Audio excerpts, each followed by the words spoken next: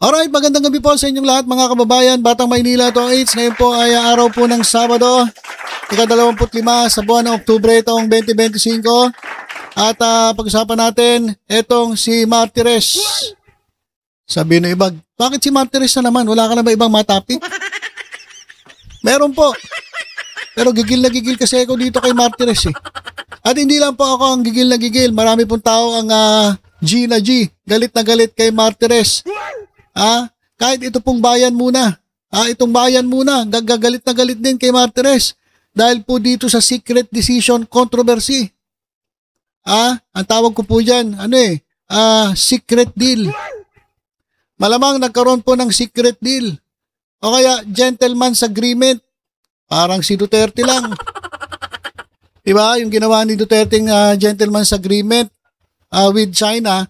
Ito naman, para bang nagkaroon ng secret deal, gentleman's agreement between former Ombudsman Samuel Martires at etong si Joel Villanueva. Kasi, di ba, nagdesisyon si Conchito, Panchito. Sorry po. Si Conchita Morales, Conchita Carpio Morales. Hindi po Panchito. Sorry po, kala ko Panchito eh. Bubulol na po tayo. So kasi binaliktad neto ni Samuel Martires ang desisyon ni Conchita Carpio Morales na i-dismiss si Joel Villanueva. O kasi nag-file ng motion for reconsideration etong si Joel Villanueva. Ito naman ay pinagbigyan o pinaboran ni Samuel Martires. So ibig sabihin yung desisyon ni Conchita Carpio Morales ay nabaliktad po noong 2019. Pero nung tinanong itong si Samuel Martires, Sir, kailan po ba ibinigay ni Joel Villanueva yung kanyang motion for reconsideration? Sabi ni Samuel Martires, hindi ko na matandaan eh. Hindi ko na matandaan eh. Kasi matanda na ako eh. Pero natatandaan ko, dinesisyonan ko yan na absuelto si Joel Villanueva. Tapos sinight niya yung kanyang dahilan kung bakit niya pinawalang sala si Joel Villanueva. So yun nga, na-dismiss. Imbis na si Joel Villanueva ang ma-dismiss. Ang dinismiss po yung kaso ni Joel Villanueva. At ang matindi na ito mga kababayan, yung desisyon ni Samuel Martires ay, naging secret po. Naitago po ng 6 na taon for 6 years. Hindi po napag-usapan. Tumahimik si Martires. Tumahimik si Villanueva. Nung lumabas lang, etong sinabi ni Boying Rimulya na ipapatupad na yung desisyon ni Conchita Carpio Morales na i-dismiss si Villanueva, lumabas. Etong desisyon pala noong 2019 na nabasura na pala. Nabasura na pala ni Martires yung kaso at napawalang sala na etong si Joel Villanueva. Kaya nga pinakita ni Joel Villanueva yung kanyang mga clearance dyan po sa ombudsman na walang pending case etong si Joel Villanueva. So marami po nagalit dito kay Martires. At dahil po dyan, nanawagan po itong bayan muna na imbestigahan etong mga assets ni Martires. Bakit po kailangang imbestigahan yung mga assets? Kasi po, doon po sa mga desisyon, doon po sa mga pagsalag, doon po sa mga pagtatago, doon po sa mga hindi po pagkilos o asikaso ng mga kasong nakasampa dyan po sa ombudsman, baka kasi etong pong si Samuel Martires ay kumita. Hindi ko sinasabing kumita. Baka po kumita. Kaya nga pa iimbestigahan eh. Kasi bakit yung ibang mga kaso dyan nabinbin? Hindi po naasikaso, hindi po kumbaga tinulugan lang. Parang ganyan, parang si Steph Curry lang yan eh, di ba? Tinulugan niya ibang kaso. Tapos yung ibang kaso na na dinismiss, merong news blackout. sikreto, tumahimik, hindi nila inihayag sa taong bayan. Ano ang mali ron? Hindi po yung pag-dismiss niya eh. Kung yun ang decision niya eh, wala naman tayong magagawa eh. Kung tropa eh. Wala tayong magagawa eh. Ang ano ron, ang tanong doon, bakit yung tinago? Na kasi kung yan ay nailabas agad, malamang yan po ay inapila. Kung sino man ang gustong umapila. At kung kinontra itong desisyon ni Martires, ayun po yung problema ron eh. Pero yung desisyon mo, wala na kami magagawa doon. Desisyon mo yan eh. Hindi na wala naman kami magagawa. Ombudsman ka, nakaupo ka eh. Wala naman kaming kalaban-laban doon eh. Siyempre kung ano yung gusto mo, yun ang gagawin mo. Diba? Pero panapanahon lang yan, Brad. Panapanahon lang yan. Natapos yung 7 taon mo na mayagpag ka dyan sa ombudsman. At ngayon, wala ka na dyan sa ombudsman. Lumalabas na yung mga baho, lumalabas na yung mga masasabi ko bang katarantaduhan yon? Guys, sa tingin nyo katarantaduhan ba yon? Tinatanong ko kayo kasi sa akin, hindi po tama yung tinago eh. Kaya marami nagagalit eh. Ano yon? Secret deal? Kaya dahil po dun sa mga ganong klaseng mga style, yung hindi pagkilos at pananahimik, baka naman merong ano dyan, merong kickback. Kickback ba tawag? Kasi parang flood control yan, kickback eh. Baka merong ano dyan, SOP. SOP ba tawag? SOP. Hindi, ang pinakamaganda sigurong termo under the table. Baka naman merong under the table. Sir, ito na. Habuti mo, sir. Andito po sa ilalim ng lamesa yung kamay ko. Paldo-paldo na naman kayo, sir. Sir, under the table. Ito, under the table. Kunin nyo. Bilisan nyo, sir. Baka may makakita pa eh. Makakita pa kayo eh. Matanggal pa kayo. Yun, baka ganon. Hindi ko sinasabing ganon. Sinasabi ko baka ganon. Baka meron nangyaring kasunduan. Diba? Ayan po yung iniisip ng mga tao eh. Kaya ito bayan muna, nananawagan po ng investigasyon sa assets sa kayamanan ni Martires. Dahil po doon sa secret decision, tingnan nyo mga kababayan, hindi talaga natutulog ang Diyos eh. Hindi po talaga natutulog ang Diyos. Kapag meron kayong ginawang katarantaduhan, yan po ay mabubulgar at mabubulgar. Biruin ninyo, wala na siya sa kanyang posisyon ombudsman, naglalabasan to. Yung mga ginawa niya. Ngayon, sabi ng bayan muna, imbestigahan ninyo yung mga kayamanan ni Martires. Ilabas mo yung salin mo, Mr. Martires. Kasi siya yung humarang ata eh. Siya ata yung nagsabi na, hindi pwede ilabas yung salin. Bawal yan. Si Remulla lang ang nagsabi ngayon na ilalabas na. Wala pong restriction. Ilabas po ng lahat ng public official ang kanilang mga salin. Di ba naglabasan ng iba? Pero bakit yung kay Sara Duterte hindi pa nila nilalabas? Labas yung salin nyo kung wala kayong tinatago. Yung mga hindi naglalabas ng salin, yan po yung may mga tinatago. Nakita ko nga yung salin eh. Biruin mo si Robin Padilla. Naku, grabe, yayamanin. Understandable naman yun kasi artista siya. Talagang sikat siya. Tito Sen, naglabas din. So kayo, mga government official, maglabas kayo ng salin ninyo. Meron ba naglalabas ng mga salin sa mga Duterte? Meron na ba? Wala pa. Wala pa. Billion yun, 51 billion. So yan, dahil po sa galit ng taong bayan, sinasabi ko ngayon dito, ng bayan muna, imbestigahan nyo yung kayamanan ni Martires. Baka lumago yan habang nandyan siya, 7 taon siya nandyan sa ombudsman. At ito rin bayan muna ay nanawagan sa COA na i-audit yung confidential fund spending.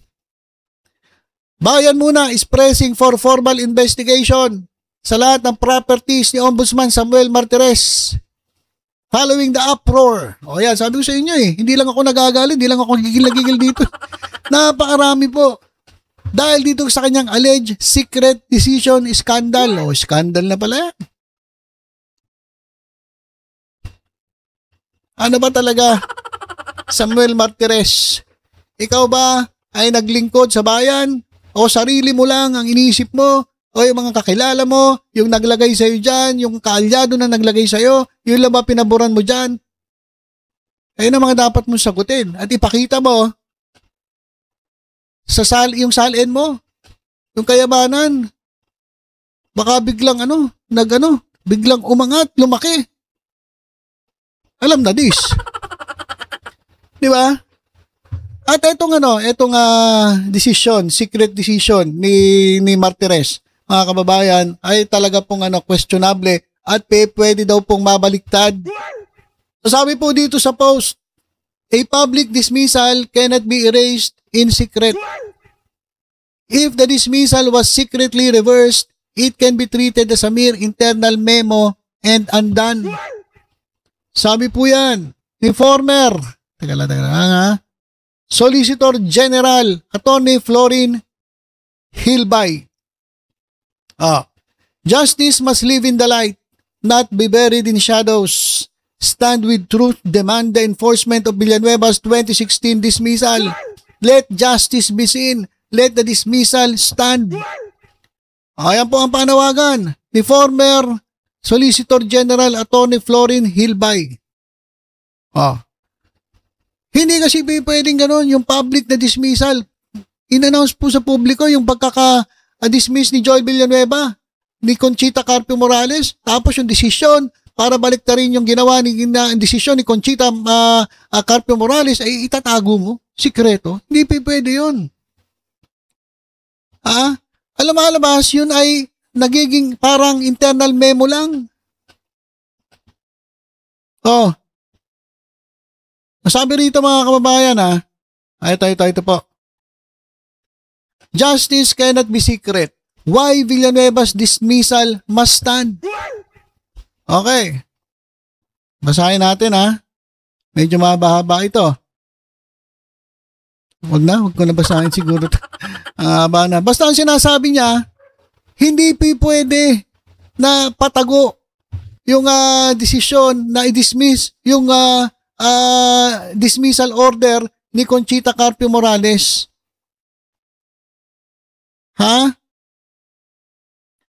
Teka, titingin lang ako dito ng babasahin natin. Okay. Secret reversal. Tingnan nyo. Sikreto kasi. Kupal kasi ito. Basta ang sabi rito mga kababayan, dapat manatili po ang dismissal ni Joel Villanueva.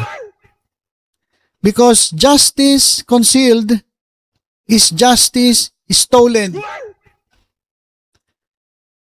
Let justice live not in secret but in the sun. Let the Senate act. Let Ombudsman Remulla proceed. Let the dismissal stand unless lawfully contested. Ayan.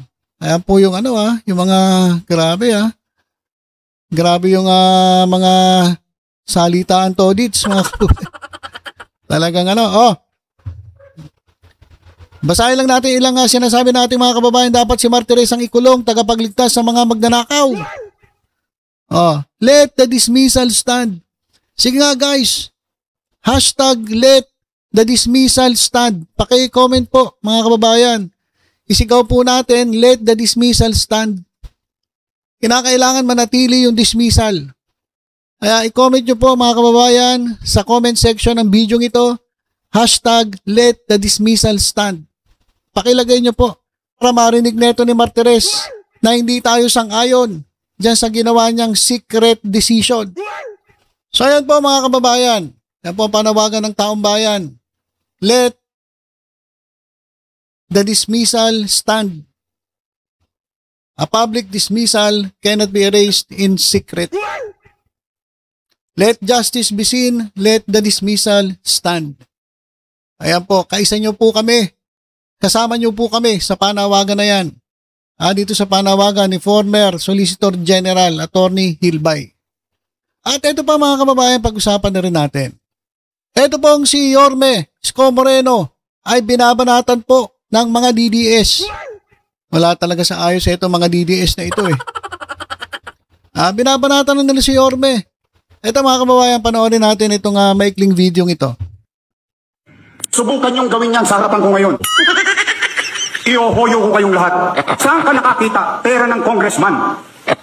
Pera ng taong bayan. Noong kakaupo lang niya, ang tapang po niyang pakinggan habang tinatalakay ang isyu ng katiwalian ng bayan.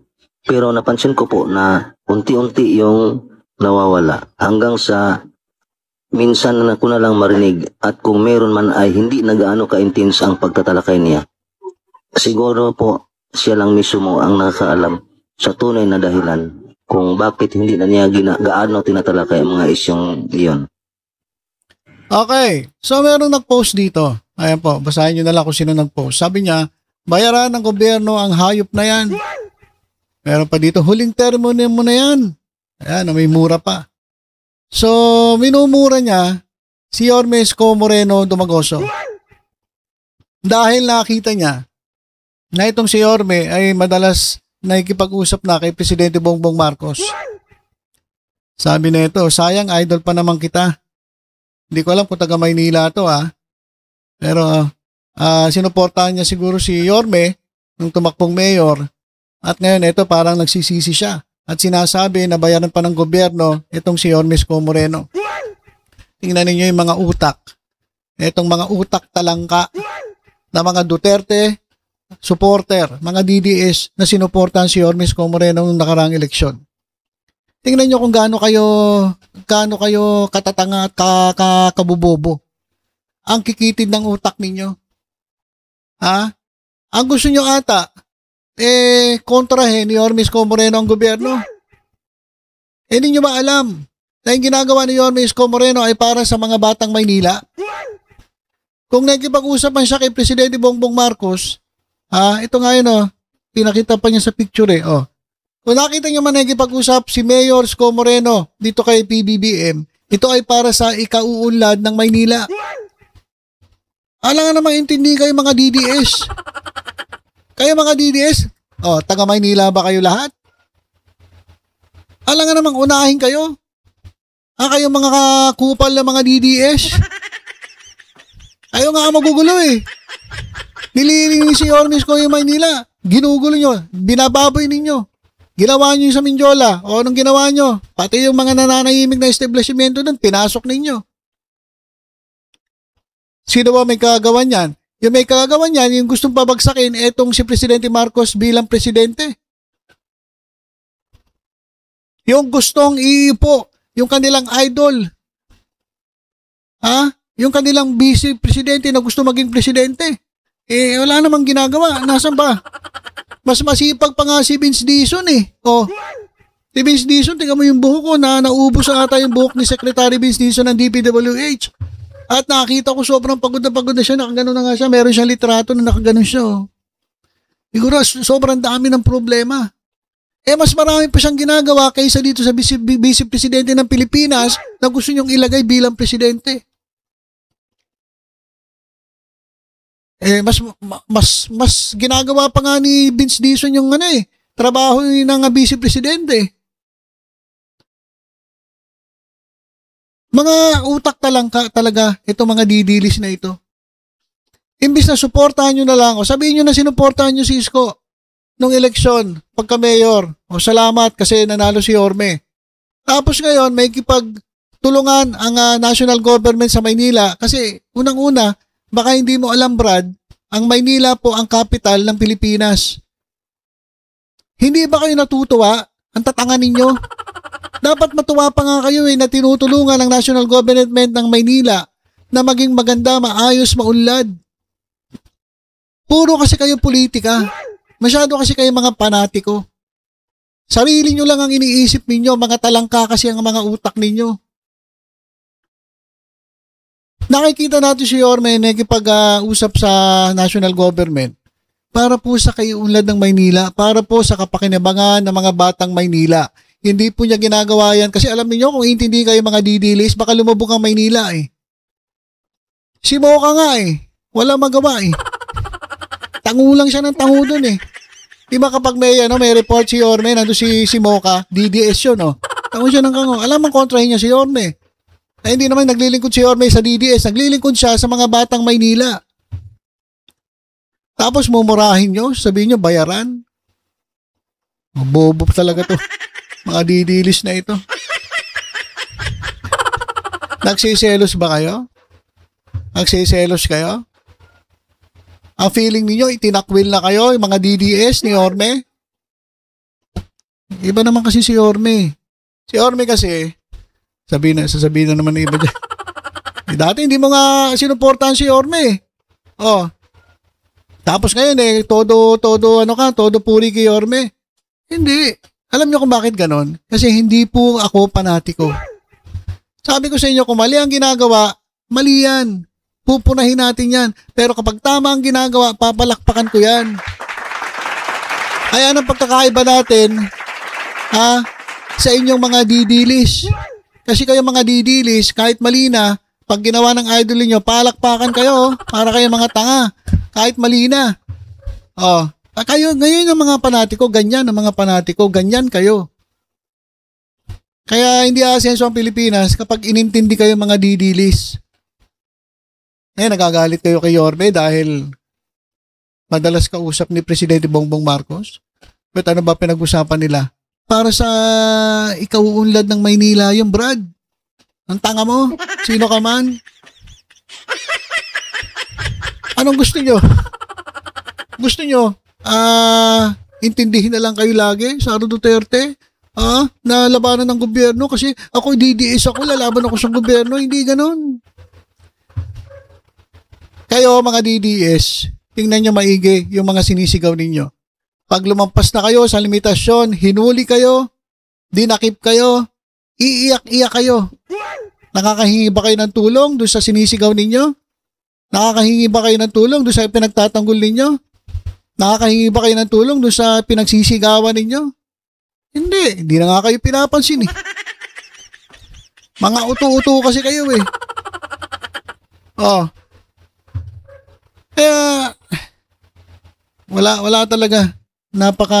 Ganyan kayo. Wala talaga kayong utak talangka.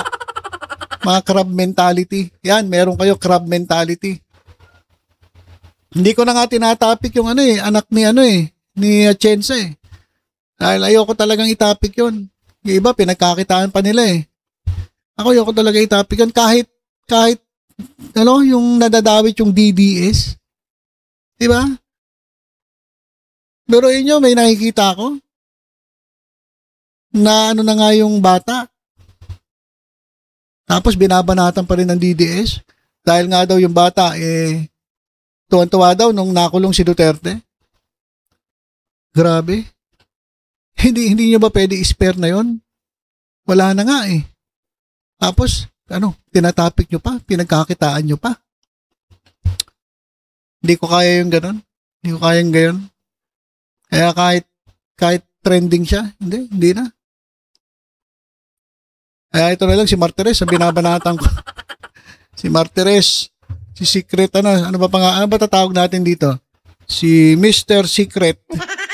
Secret. Dun. Si Mr. Secret.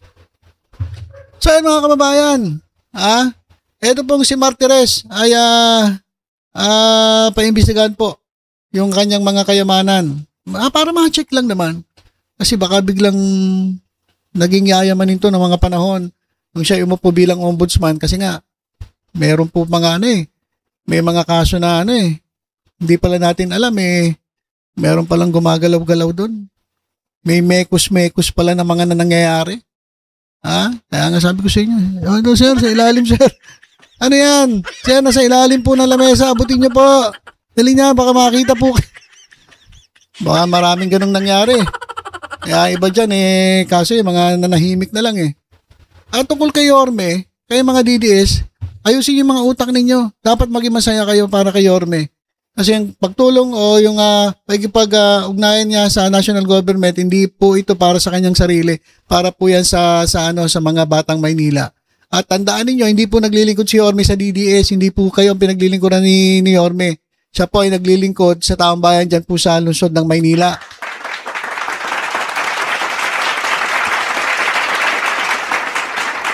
Kaya ako mga kababayan, hindi ko siya sinuporta nung nakarang eleksyon sa pagka-mayor. Pero hindi, ibig sabihin nun, kukontrahin ko siya ng kukontrahin. Hindi. Kapag tama ginagawa niya, papalakpakan natin si Yorme. Ayan po yung kasi sinasabi nila. Sila? Iskonyan sila. Hindi kayo Iskonyan, mga peke kayo, mga lang kayo, sumakay lang kayo Mga didili, sumakay lang naman kayo, hindi naman kayo Iskonyan Sumakay lang kayo. Tapos ngayon magagalit kayo. Hindi kayo Iskonyan kung ganun. Mga fake kayo, fake. Mahilig naman kayo sa fake news Alright, so ilan po muna mga kababayan ang ating update. Tutok-tutok lang po dito sa Batang Maynila to sa iba pang balita. Ingat po tayong lahat. God bless po.